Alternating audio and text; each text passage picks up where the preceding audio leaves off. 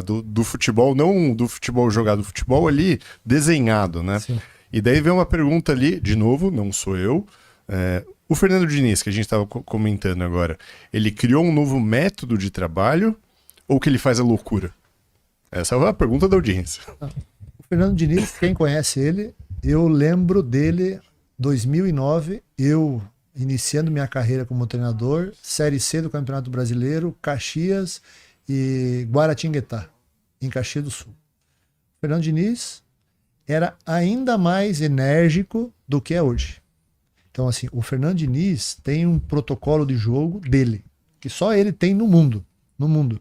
Ele implanta, ele tinha esse protocolo no Guaratinguetá, no Audax, aonde ele foi, inclusive na final contra o Manchester, contra o City, lá no Mundial de Clubes, ele fez o time do Fluminense jogar da forma do Diniz. E que até elogiaram, né? Apesar do 4-0, saiu elogiado. Né? O que eu acredito que ele evoluiu nesse tempo todo que nós acompanhamos ele é a parte defensiva.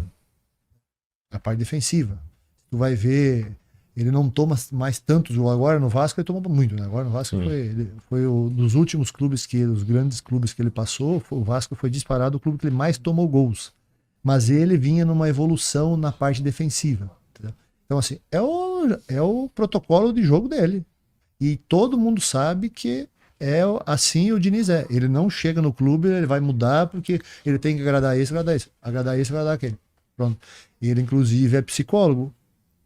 O que eu acho que, por ele ser psicólogo, e aí eu me pergunto às vezes, quando, ele é psicólogo, mas e aí? Qual que é a linha de psicologia? É uma linha mais agressiva. Ou se a do Rambo? É uma linha bem extrema. Psicologia Rambo. Entendeu? Então, assim, mas ele é...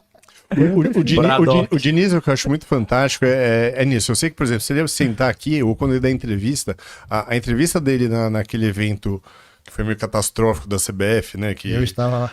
Então, a declaração dele ali não é nada do Fernando Diniz que pisa ele pisa na grama, some aquele personagem, entra ali o cara que saiu na mão com o Galeano ali no final de um jogo, e acontece isso, né?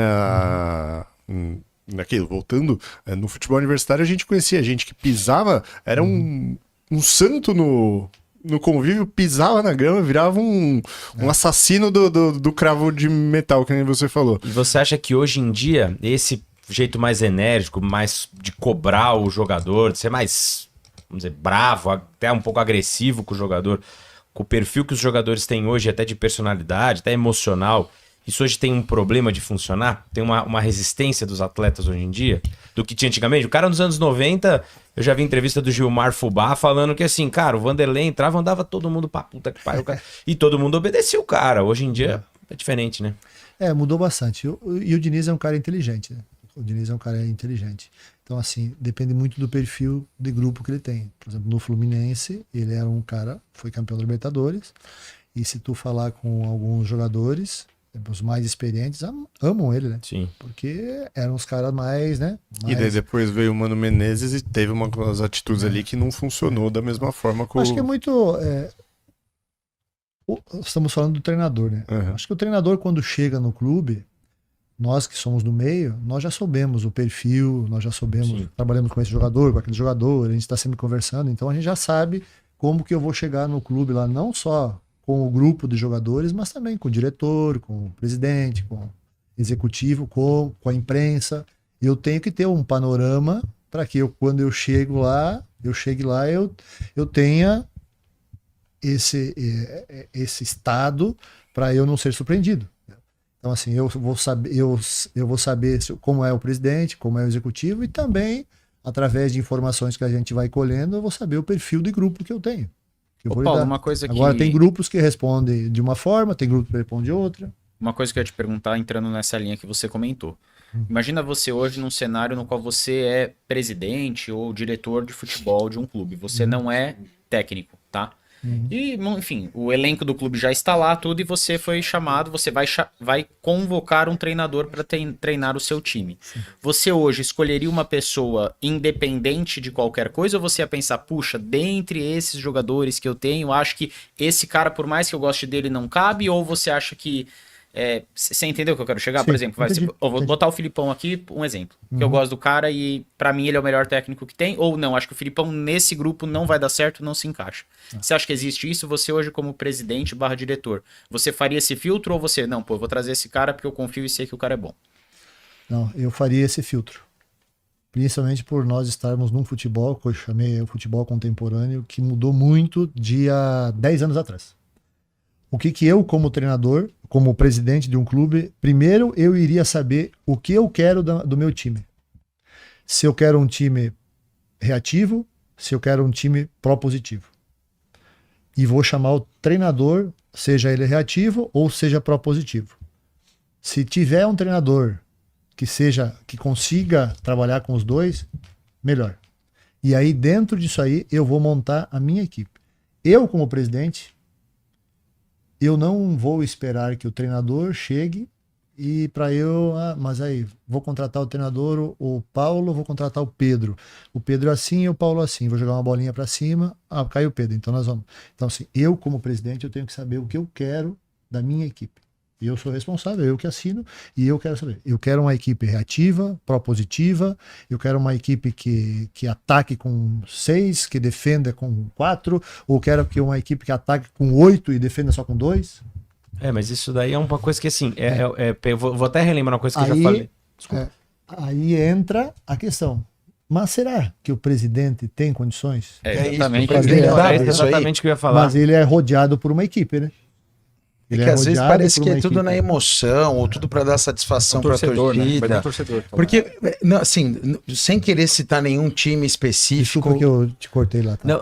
Não tem problema não. É porque eu vou falar exatamente nessa linha. Não vou citar nenhum time nem nenhum jogador, mas o exemplo mais comum que a gente pode ter nos dias de hoje. Eu tenho um elenco que... Eu conheço os meus jogadores e entre os meus jogadores eu tenho um goleiro fantástico que é péssimo saindo jogando com o pé. E aí eu contrato o Fernando Diniz pro time. Ou o Sampaoli. Entendeu? Não tô falando mal do Hugo. Tô dando exemplo porque isso já aconteceu em outros lugares. Não, entendeu? Eu tenho o Cássio no gol. O Diniz foi pro Cruzeiro com o Cássio. E quero o Diniz pra... Cara... Desculpa, então você tá colocando um negócio meio incompatível. Se é um técnico que gosta de sair jogando e é um técnico que ficou famoso lá atrás no Audax, que o goleiro dele jogava pra caramba, né? O goleiro do Audax naquela época do Fernando Diniz driblava o atacante. Aí você tem o Cássio e você vai contratar o Diniz, você tá fazendo alguma coisa errada. Mas, cara, pra mim... tem o Gabigol e contrata o Tite, né? Que foi o que o Cruzeiro fez também. Pra mim, cara, o grande exemplo, eu vou puxar a sardinha pro Santos, é o Santos, a organização do Santos, do Marcelo Teixeira, quando o Santos foi jogar a segunda divisão. O Santos foi jogar a Série B, aí ele contratou o Carille. O Carille fez o trabalho do Carille no ano. Ele foi vice-campeão paulista e jogou uma final pau com o Palmeiras. Ele foi campeão da Série B. Aí o cara manda o Carille embora no fim do ano, falando que o Santos tem que jogar ofensivo e ele é um cara retranqueiro. Por que você contratou ele antes? O cara tinha o time na mão, organizado, com um trabalho já montado, para você trazer uma outra peça. O Santos ano passado teria feito um campeonato muito mais tranquilo se ele tivesse mantido o Carille. Aí pegou e mandou o cara embora. E não é dizer que mudou o elenco, né? Manda o cara embora para trazer um treinador que vai jogar ofensivo. Pedro Caixinha. Cara, aí não deu certo, aí manda o Pedro Caixinha embora. Aí vai mandando, troca de treinador 3 vezes no ano, pra começar o campeonato agora, o quê? E ter que trocar o treinador de novo no começo do campeonato. Cara, qualquer organização que tem isso, contrata, é o que você falou, contrata, joga pro alto, vem qualquer um. Não, e não dá pra você contratar o Carille e se surpreender que o time joga defensivamente, pois né? É. Porque ele se consagrou no Corinthians assim. Ele entregou o resultado. Ele fez... É que depois o Flamengo do Jorge Jesus passou isso, mas o time do Carille fez o melhor primeiro turno até então de qualquer time no brasileiro, é isso, jogando defensivamente. Reativo. Fazendo 1-0, 2-1 no máximo ali. E, Paulo, até uma dúvida aqui também do pessoal aí do chat. Você que é um cara que vive dentro do futebol muito mais do que todos aqui. Jogador derruba técnico, se não bate, se o time não tá bem alinhado ali com o treinador.